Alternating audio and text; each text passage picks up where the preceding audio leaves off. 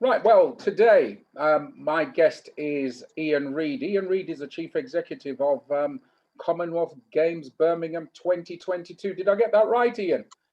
The right four words, Desmond, but slightly wrong order. So Birmingham Commonwealth Games 2022. That's right. Yep. Yeah. Okay. I mean, Ian, you've had experience at doing this before, haven't you? I have. So I worked for 7 years on the Commonwealth Games when they took place in Glasgow in 2014. So was involved from the early part of that project right through to games delivery, and then I wrapped up the company there. So yeah, you can tell from the accent that's the Scottish link. And they are hugely powerful, exciting events, and I am sure Birmingham and the West Midlands will benefit hugely from the event. We're obviously in challenging times, Desmond, and we haven't been out there as much as we would have liked, like everybody else. But hopefully, we are an event that comes out the back of these challenges that we're all in, and the whole country can get back to celebrating next year. So we might be right at the centre of that year of celebration.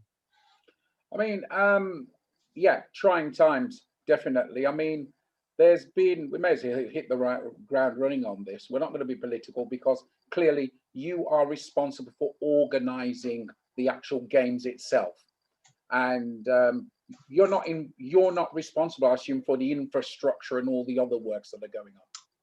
We're not responsible for delivering the major infrastructure projects simply because, rightly, you wouldn't build a lot of these structures, or you wouldn't do some of the transport projects simply for 11 days of sport. So those are designed as assets for the city for the longer term.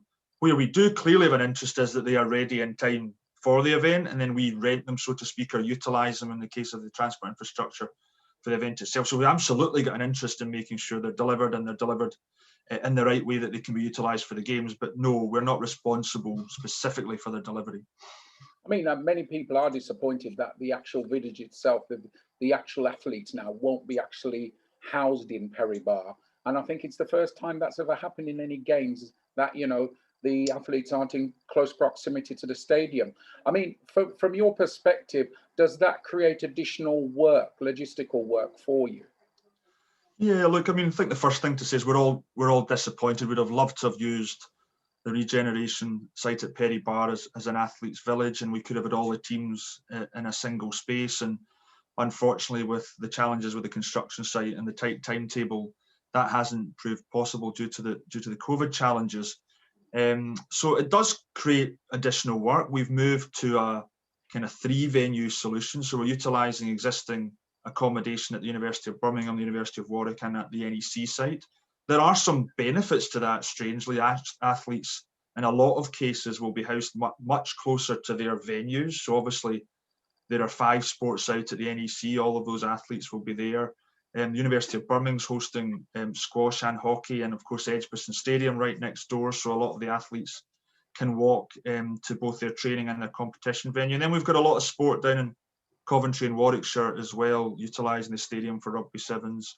And judo and wrestling are down there as well. So we actually do have hubs that are closer to venues. But as you say, we would have loved to have everybody accommodated at the site. The most important thing, of course, is that the regeneration works and the housing development continues at pace for legacy purposes, and the government and the local investment remains in that scheme. But yeah, we've had to do some work to look at the alternative game solution. That said, it's not, you mentioned there, it's the first time that's maybe not been the case where athletes have all been housed together. Actually, if you do go back, probably even to Manchester, I think they utilised student accommodation back in 2002. So it has been a proven model, but at the same time, it's great that the region has been able to step in these other facilities at very short notice.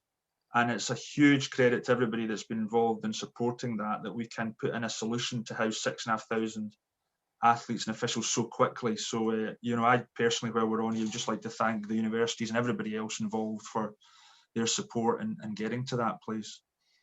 I mean, in terms of the games itself, I mean, we know that I've seen a headline regarding the forthcoming Olympic Games to say that the Olympic Games will happen this year unless they're cancelled. It's a bit of an ambiguous headline. I don't know if you've seen that. But I mean, what is the likelihood in reality that the games will go ahead next year? How confident are you that you'll be able to deliver them? Obviously, with the COVID restrictions in place, which is hampering things. Yeah, I'm very confident, and everybody who's involved in delivering is very confident that we can deliver a spectacular event next year. Clearly, we're 18 months away, so there's a lot of time in relation to the UK's vaccination rollout programme. Mass testing will improve considerably. And as you said, the Olympics, the IOC met recently, they are still confident they will be going ahead a good year before our event. Naturally, I think they're working through various iterations of how many people can get into stadiums, etc. But I think we do need to focus on the absolute positive, which is this hopefully is the year of recovery. That's certainly the government's task. And next year is very much about the year of celebration. So we're right at the heart of a year that has the Queen's Jubilee, it has the 100th anniversary of the BBC, it has a year-long festival. So Birmingham and the West Midlands could be right in the middle of that major year and could also really have the world spotlight on it, potentially the first post-pandemic multi-sport event that takes place back to some degree of normality with full crowds, etc. So yeah, very confident. Government are fully behind it, funding's in place, and they're focused on delivering something really special to get people back together. Now, talking about people, I mean, the games have had its controversy because clearly it's the Commonwealth Games. And indeed, as you know, you're well aware that I said you may as well call it the Plantation Games in terms of the upper management of the games not being reflected in Birmingham, a city that at the next census will undoubtedly be what we call in excess of a 50% minority city, as it were, to coin a phrase. I mean, what action has been taken to address that? And are you confident now that you're going in the right direction in addressing those concerns, which were effectively highlighted?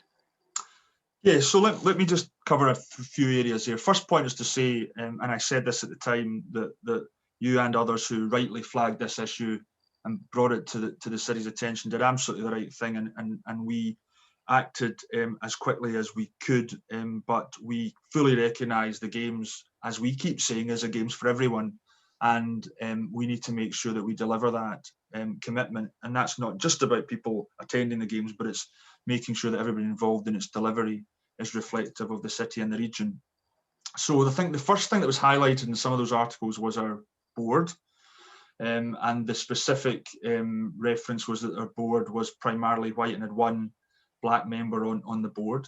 And that has now been addressed. We, at the moment, we have now a more diverse board. There's been 2 new appointments, one made by the Commonwealth Games Federation, Sandra Osborne, and a second new appointment by DCMS, Hidden Demar. And we have 2 vacancies that have been through our recruitment process. There are 2 candidates who probably as we speak are signing their contracts to come onto the board. They will be announced, I think, within the next 2 weeks, and that will improve the reflectiveness of the board. So the board will look much more like the region. I'm confident, and I can say that to you today, Desmond. But it's much wider than that. You know, we recognise that in everything we do, the games workforce touches potentially up to 40,000 people. When you look at paid workforce, the volunteer workforce, the contractors, and then even wider than that, people involved in the ceremonies, mass cast, the cultural programme. So we've made a commitment and invested significantly since the summer around a whole stream of areas in relation to making sure all of those roles are filled in an equal, diverse and inclusive way. And we'll monitor that. So all those 12,000 roles will be quite open about the breakdown, not just in ethnicity, but right across the full demographics of making up that volunteer workforce. Same with everyone involved in the creative and the cultural sector, and same with the organising committee's workforce. So we're committed to do that. It also needs to be a fully accessible and inclusive games, and that can be right down to simple things like ticketing pricing. So we've done a lot of work recently on how do we make sure that tickets are affordable and people can get into the games, and also potentially also looking at schemes for those that can't afford to pay anything for tickets. Are there some tickets we can ring fence and make available to those, perhaps through the private sector with sponsors who can bulk buy tickets and then pass them on to the communities. So we're doing a lot of work in that space. We also, I know a topic very close to your heart is the history of the Commonwealth, good, bad and indifferent. That's something we're focusing on through our learning program and developing a lot of information so that we can roll out alongside the excitement of the games, alongside an education part that we can roll across schools right across the region as well, and to ensure we've all got a shared understanding of those issues and the history of the Commonwealth and inequality from that perspective as well. So there's a huge amount going on. I'd hoped to have been sitting here today saying and introducing you to our new head of equality, diversity, inclusion. We had someone who accepted the job and unfortunately at the last minute decided to take another job. And that happens to us now and again, because we can only offer 18 months or so of work, and unfortunately this person found a more permanent role, but the role will be re-advertised this week. But what we have done in the interim is make sure that we've got short-term support. So there's a lot of work going on and a much more detailed action plan getting developed under those kind of pillars. So yeah, we have a workforce, generally a paid workforce, that looks more like the region. I'm not saying it's perfect yet. It looks more like the region than it did in the summer. We've got a board that certainly does, and we've still got a lot of work to do. So so hopefully that gives you a brief update. Yeah, I mean, one of the big issues here, not getting involved into politics, but the big issues right now, obviously, we've got the disproportionality of COVID-19. We've got, obviously, the Windrush scandal as well. And Birmingham being the most diverse city in Europe and one of the youngest cities in Europe as well. Do you believe that ultimately the Commonwealth Games Federation have actually grasped the importance that these games can be used as a catalyst to try and bring some healing to a lot of the issues that the city has faced, and the city's primarily BAME community, which a lot of them are Commonwealth citizens, have faced over the past few years, and particularly over the past 12 months? Yeah, all very strong points. And do I think the Federation's grasped that? Absolutely. I think this perhaps is the most important Commonwealth Games has ever been, for all the reasons you've outlined: the economic recovery of the area, making sure that we make sure all communities across the West Midlands benefit from it in some way. In terms of the narrative, the Commonwealth Games Federation themselves have recently set up a foundation to look at how they can do work in exactly some of the spaces you've just described in the region and across the Commonwealth, and they've already got some significant funding to support them doing that. So you'll start to see, as that foundation evolves, I think more calls for some potential, not just game specific, but wider schemes that people might want to look at that need funding for, that can tell some of those stories. So I think there is a lot going on.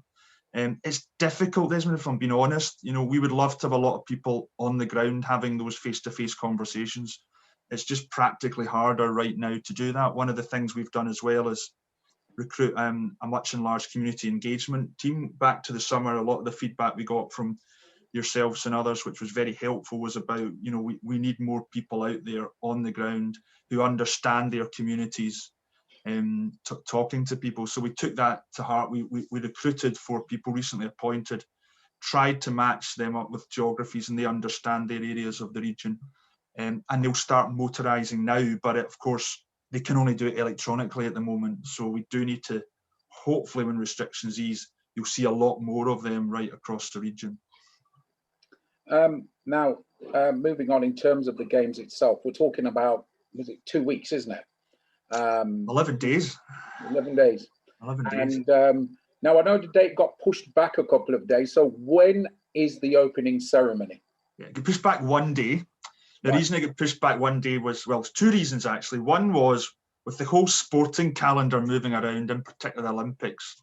There's a lot going on next summer.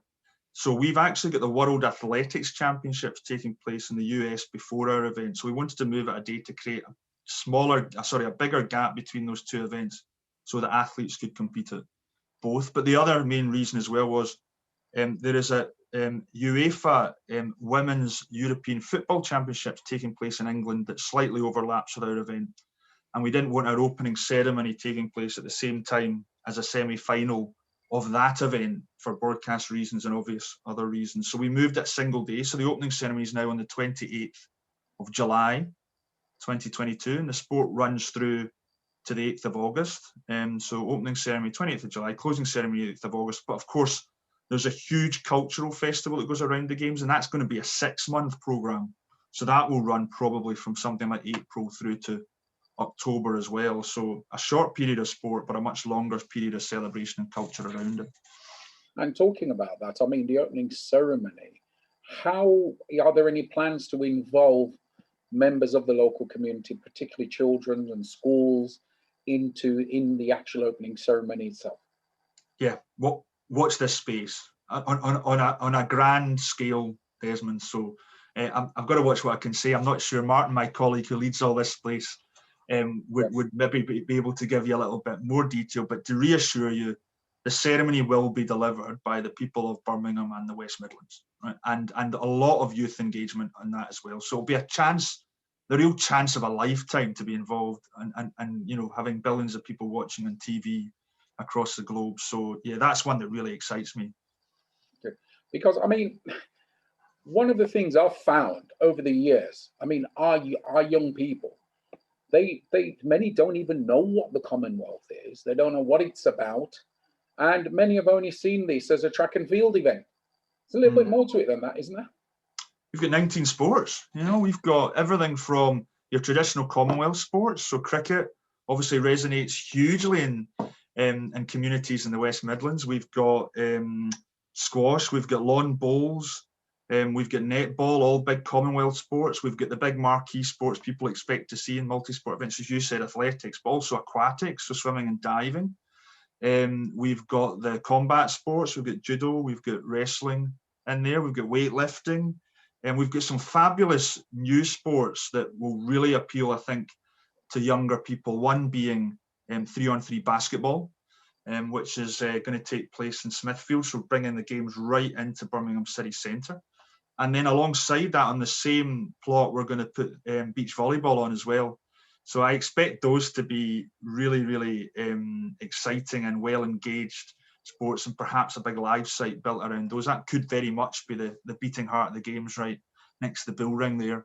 And there's a few others as well. I'm just trying to think off the top of my head. Table tennis, badminton's in there. So yeah, huge array, hopefully something for everybody, Desmond. And yeah, I think sometimes people naturally, as you say, focus on the main stadium and athletics, which will be fabulous. But there's some real other highlights in there as well. Rugby Sevens, another one I should have mentioned. I mean, when these games first started, they were called the Empire Games, weren't they? And now they're called the Commonwealth Games. I mean, as someone who's done this before, how important do you see this to members of the diverse communities, and particularly people from those Commonwealth countries? Yeah, I mean, you're absolutely right to flag the history of it. What we should also flag is the positive Commonwealth of today. You know, it is genuinely a voluntary family of nations, all who get a huge amount out of the relationship with those other members. So I think one of the great things about the region, which we've always said, is how do we use the games as the links between the Commonwealth communities here and those Commonwealth countries. And we will have a huge number of Commonwealth visitors, naturally, not just the team and their officials, but there'll be a huge number of family, friends and other supporters who descend on the region. So that's a big opportunity, and it's a chance. The games, you know, is a big platform for the Commonwealth. It's probably the most engaged with event that the Commonwealth does. So the storytelling around that and the messages that you mentioned earlier are hugely important. And things like the ceremonies are vehicles to get those across. I mean, moving it on slightly, in terms of provision of, we know that there's going to be a lot of various items used at the Commonwealth Games, such as the podiums, for example. That springs to mind. In terms of sourcing a lot of this equipment, I don't know if it's your responsibility or not. It might be an unfair question, but I'm still going to ask you. One of the things that we're quite big on is local jobs, local provision by local people. That's one of the things that we see absolutely crucial. What steps are being taken to try and at least facilitate sourcing locally? Yeah, so first thing to say, yes, it is our responsibility to source all those things you said. So podiums, medals, sports equipment, technology, all of that. And we've had a big push to try and make sure all of those contractors are either local businesses, or if they are not local businesses, they make commitments to ensure that down the supply chain or through their employment, that they are benefiting the local community. So I think well above 75% of in value of our contracts have gone to West Midlands businesses. I think it's a good bit higher than that, but it's at least that. And over and above that, those that haven't gone, as I say, we've got some incredible commitments. I'll just give you one example. The company that won the broadcasting contract, so that's the company who actually physically goes and films all the sports, so all the cameras, all the equipment, all the support there. You know, they've pledged to train, I think it's about 200 local people in that quite specialist broadcast arena. They're committed to take some of them on into longer term employment. And we've got a huge number of examples of that. So yeah, that's hugely important to us. And even in terms of showcasing what the region does well. So for example, you know, we've got tenders out at the moment for medals. And, you know, I'm sure there'll be some fabulous companies in the jewellery quarter who are interested in that. And that would be a great showcase for that part of the city. And then the other major thing just to flag is skills development. We recognise we've got more jobs than perhaps are ever available in a single project. You know, when you add together the organising committees, but the 25 to 30,000 contractor jobs, and then the volunteering opportunities, what you end up having is an opportunity to ring fence some of those and say, right, what we're going to do is use them for people who are not currently in long-term education or employment, and they need their first step on the ladder, and we can guarantee them a role provided they go through a training programme. So we're working closely with the West Midlands Combined Authority in something called the Jobs and Skills Academy, and we've made that commitment to do just that, and hopefully through an outplacement programme again, leading to a number of longer-term opportunities. So we think through whether it's in working in technology, whether it's been it's part of the security for the games, whether it's catering, cleaning, or logistics, whatever the opportunities are, we want to make sure those either go to local people or those who are upskilled to take on those opportunities. One of the things is, Ian, the other thing is jobs. Yep. I mean, you've just stepped into that answer anyway. But I mean, volunteering is volunteering as far as I'm concerned. The importance is to boost our local economy. Clearly, it would be great if there is a commitment to source as many local jobs, you know, get as many local people as possible in so that they can actually receive a wage to help boost the local economy as well. Agreed. Because a lot of the times, and we're not being political, I'm just calling it how it is, a lot of the times in these situations, we see people from outside the city coming in and having a salary, and that money leaves our city. I mean, what type of a commitment is there to attempt? And I'm not going to be silly here and say 100% local employment, but you know, the majority of it, as much as possible, is local. Yeah, and I'm absolutely happy to confirm the majority of the employment opportunities will go locally. I've said this from the start, there is no doubt, and because of the time we've had to organise this event, we've had to access experience. Some of that we've been able to access locally. For other specialist jobs, we have had to bring some people in. But I've been quite open that those people should be in the majority of quite specialist and in roles that allows them to also train the next generation in their area who should be trained locally. So from the organising committee's perspective, I'd expect the vast majority, and it's already happening, Desmond. You know, we're up at 300 people just in the organising committee, and I don't have the stats in front of me, but I would expect the vast majority of those will have been recruited from a Birmingham or a West Midlands postcode. But the real opportunity, as I keep saying in the games, is, you know, we might need 3,000 or 4,000 people working in technology companies in the games. We might need 7,000 or 8,000 people working in catering. We might need, you know, these are huge numbers. And I have no doubt they will all be sourced locally. And that's part of the big economic benefit that we bring from the games. And of course, the games budget's significant. We shouldn't shy away from that. And the great thing for the region is the majority of that funding is national funding that's coming directly into the West Midlands. So, you know, for the amount that's invested locally, there's another 3 times that coming in nationally. And if we can channel all that as much as we can to local business, local jobs, that is an economic boost, you know, alongside other projects like HS2 and others.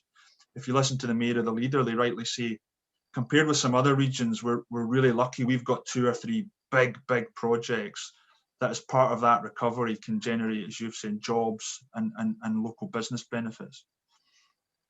Now, in terms of moving things forward again, in terms of the games itself, it's over 11 days. We hope and pray that we do get some good summer weather for this as well. I mean, what type of a factor do you think that the weather will play in the completion of the games? Now, there we go. I'm going to give you a crystal ball to answer that one. What contingencies are in place? Yeah, so maybe to give you some insight, I'm from a city called Glasgow, which probably has the wettest weather in the UK, and even the 11 days that they were on up there for the games, I think 9 of them were bright sunshine, which doesn't happen very often. So we've got a much greater chance in Birmingham. But of course, we can't control that. Where the games takes place is in the middle of summer, gives us the best chance. But yeah, the way we schedule the sport, there are certain sports that are obviously much more weather dependent. A lot of them are inside, they'll take place anyway. But obviously the likes of cricket, hockey might be impacted to some degree. 3-on-3 basketballs, the beach volleyballs might be impacted. So we do build into those session times some contingency slots so that if sport does need to move, we can still pick that up. So yeah, that's all factored in. But for the general celebration, there'll be huge amounts going on both inside and outside. So I don't think the weather will spoil it. If we could have everything, we would have 11 days of sunshine. The bars and restaurants will all be jumping in the city because, of course, back to the economic benefits, not just about the direct sports itself. Remember, we'll be bringing in, there's 1.5 million tickets. So those alone are people, a lot of them will be visiting the city. There's then, of course, the cultural program. We expect another 1 million people on top of that to engage. And there'll be a huge number of people who just come to Birmingham because they know it's the place to be that summer and there's lots going on even if you don't have an event ticket. So what we want is all the service industry in the region as well to hugely benefit. So the conference centres, the hotels, the bars. To be frank, the sectors that are really suffering right now through COVID, this can give a real shot in the arm in terms of every night them being full, packed their rafters and hopefully making some of that money back. Clearly it won't be everything, but that's another huge benefit of the event coming to the city. Perry Bar, I mean, and I think not many of our viewers or even listeners will know this, but I mean, there was the A34 Action Group because they are a local group. They live predominantly on the Walsall Road surrounding Alexander Stadium. I live less than a mile away from Alexander Stadium. One of the things was you actually met with them and you did listen to their concerns. And how important was that for you to do? Yeah, look, I mean, I will never shy away from talking to anyone, and hopefully, you know, if you've experienced that. I can't always meet everybody's demands. I can't always make everybody happy.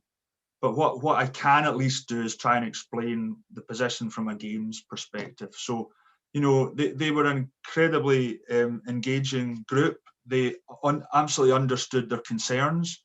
But of course, I'm not a local politician, and it's not my remit to look at what's right for the city in the longer term, and I have to trust those processes. So I couldn't influence exactly what they wanted to happen. Hopefully, we can continue to have a really productive relationship with that group as the games come close and look for opportunities within their community to get some benefits from the games, which is a hugely important thing. Because I know there's a lot of disruption around there. We shouldn't shy away from that. There's a lot going on in the area, as you know, Desmond. So I fully recognise that, and hopefully, once we're through the worst of that, as I say, we can engage again with that group and think about what opportunities there are, whether it's with athletes or getting children in the area involved, etc., to get some excitement as well back into the region.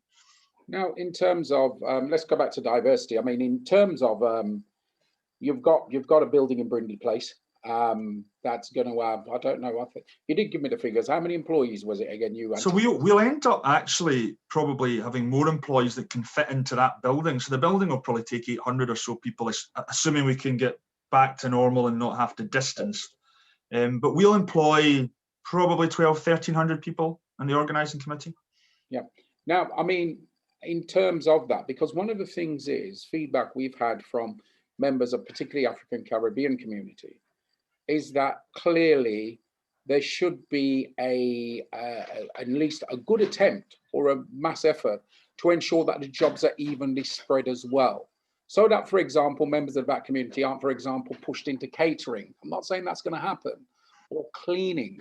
The thing about it is, at the end of the day, because I think, considering especially what's happened with Windrush and the controversy surrounding Windrush and its relationship with the Commonwealth, clearly, I mean, this can really be, these games, in my view, and I don't know if you are going to agree with me, and feel free to disagree, that it can be used to make a positive statement regarding equality.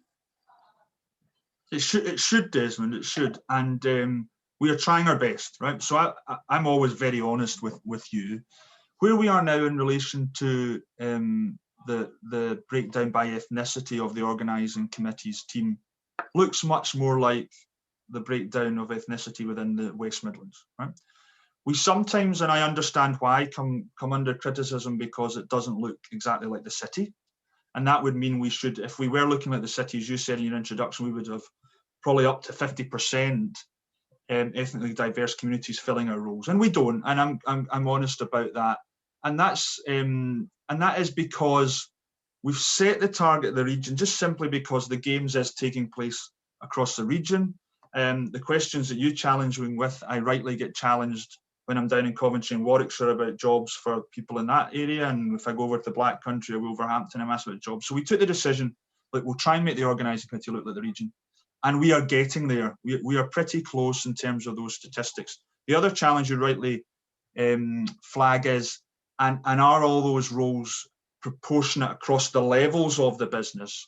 Probably not.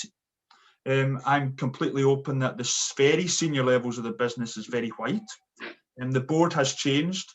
My management team's predominantly white at the very top level. I think the next level down, our kind of head of level, is more reflective. And we do have a lot of managerial roles that are definitely more reflective of the region. But we have work to do in that space. And one of the things we committed to through the equality, diversity and inclusion work that we've been doing over the last couple of months is, if we are struggling to find some of those specialist roles I found earlier in communities across the region, how do we make sure we leave a legacy?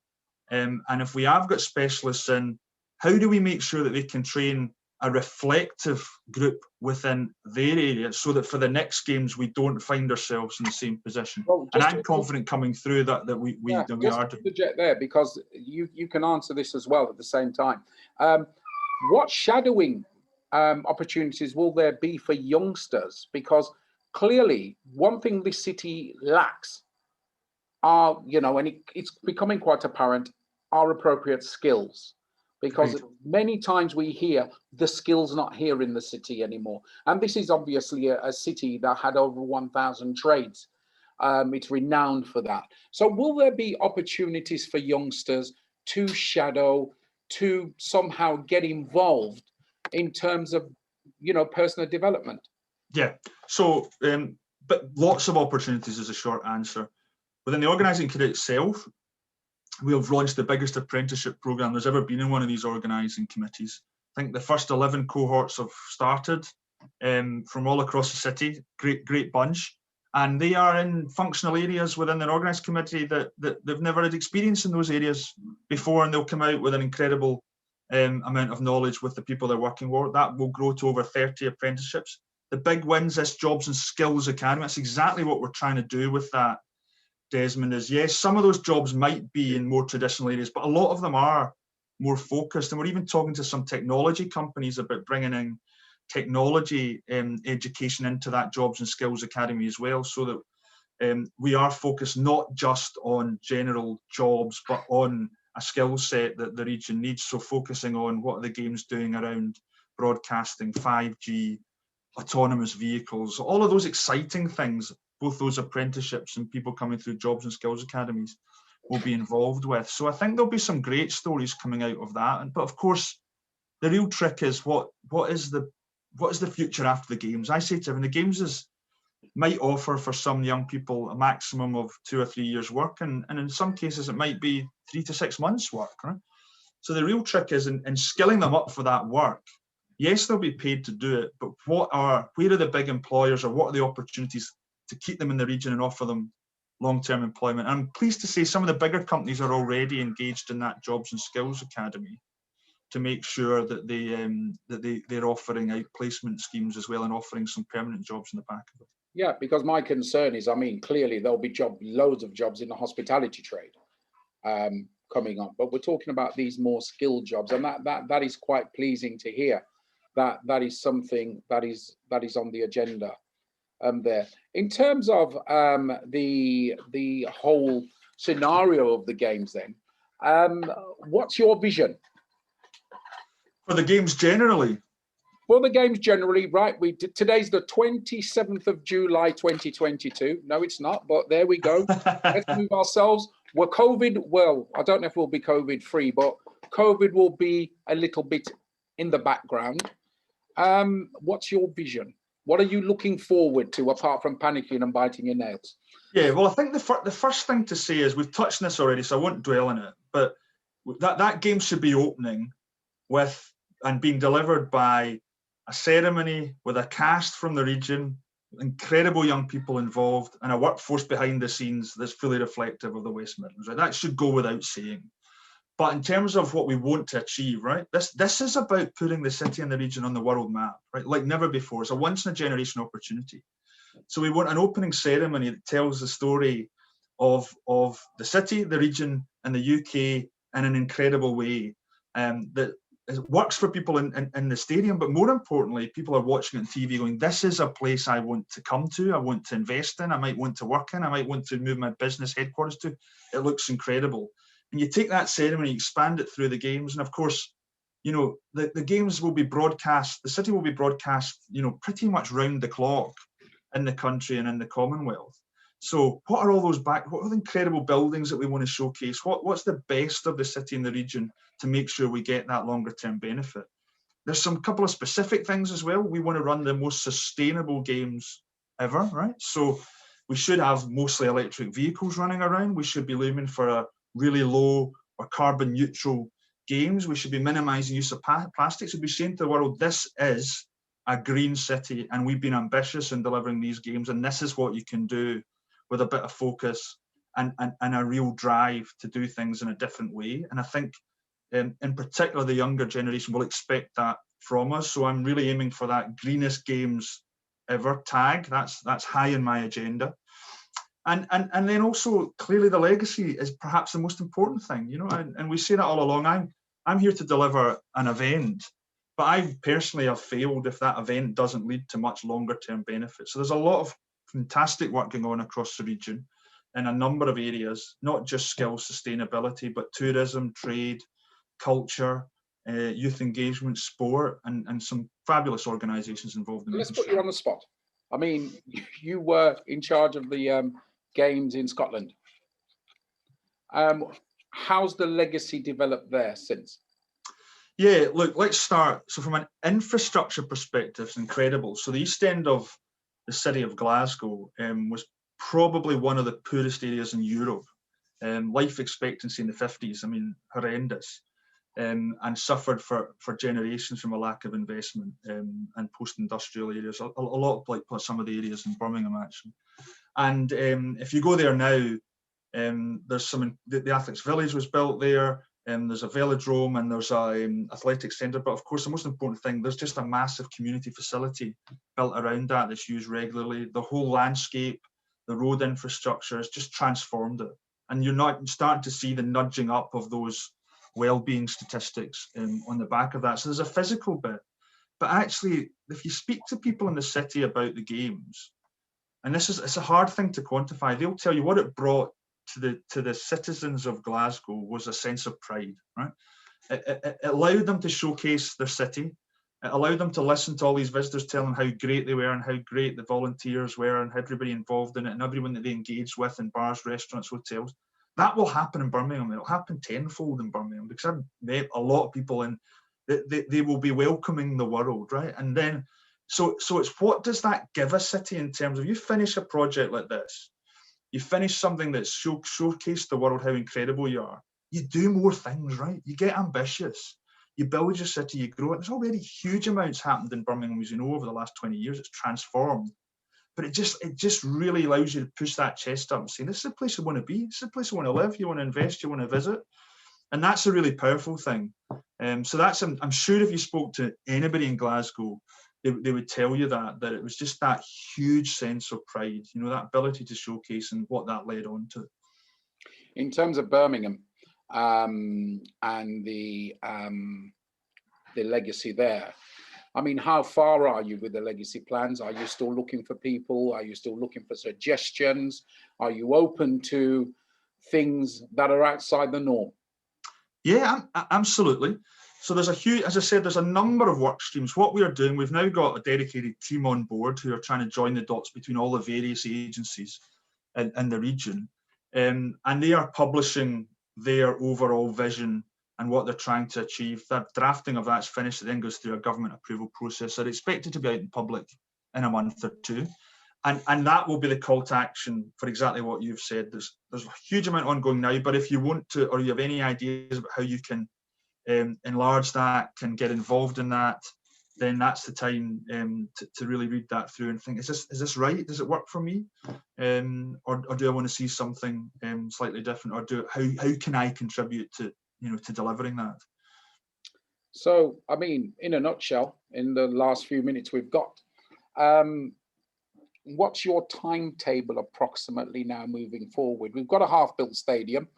You know, well, that's a bit unfair. I think the restructuring of Alexander Stadium is what, about 50% of the way there now? Yeah, let me just quickly comment on that because it's really important. Genuinely, Sandwell Aquatic Centre, Alexander Stadium, the two remaining big sporting infrastructure projects. The work that those construction workers and their management teams and the project managers have done, considering the circumstances, is incredible. Both of them are on target, progressing incredibly well. You're right, it's probably 50% through on both, but steel structures are up in the Aquatic Centre. You can start to see the stand taking place at Alexander Stadium. So we should give huge credit to all of those people working on the ground in those projects in difficult circumstances. So we're delighted with the progress they're making, really confident that they'll be ready in time.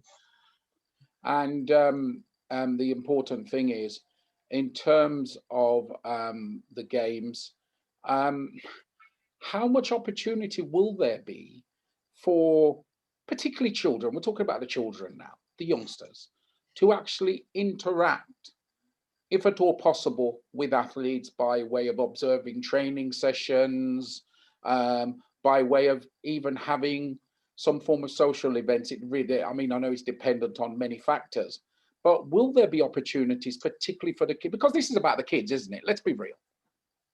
Absolutely, there will. So we expect some of those bigger teams to come and advance the games to training camps, and this history's got a great, this city's got a great history with the Jamaican team in London 2012, hosting a fabulous training camp. And they, as you know, they continue to talk about what a great experience they had.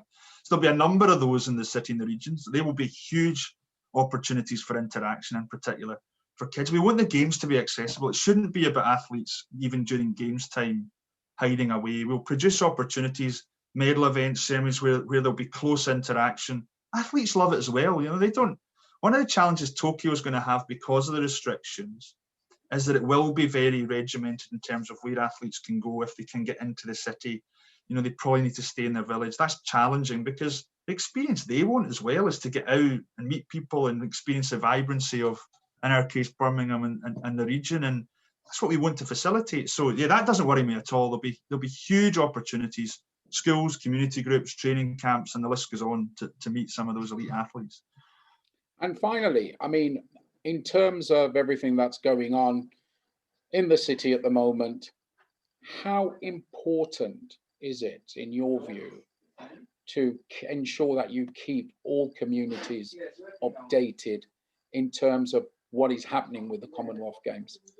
Yeah, hugely important, and it's been challenging at the moment. As I say, we've ramped up the resources behind that, and even our chairman has got involved specifically. He is writing to his full network and asking his network to then pass it on to their network and pass it down the communities. We can only do it electronically at the moment for obvious reasons. What we'd be loving to do is getting that team mobilised into town halls, into community groups across the region, and physically talking to everybody. hopefully we'll be able to do that over the next few months. But it's hugely important. And firstly, Desmond, I want to thank you, because I know you talk about the games regularly with your community, and there'll be other faith and other community leaders like yourself who we need support from with that as well. So yeah, it is important. You know, if we genuinely want to deliver a games for everyone, all I can do is, I can't guarantee people work, I can't guarantee people opportunities, but I need to make sure that everybody's aware of them and they know how to get involved. That's the most important thing. So yeah, any of your listeners listening to this and think that they've not heard enough, or they're not engaged, or they'd like more information, then there's an inquiries at birmingham2022.com. Drop a note there, and we'll make sure we're getting regular communication out to you. Ian Reid, Chief Executive of Birmingham 2022. Thank you very much for joining me today. Thank you, Desmond.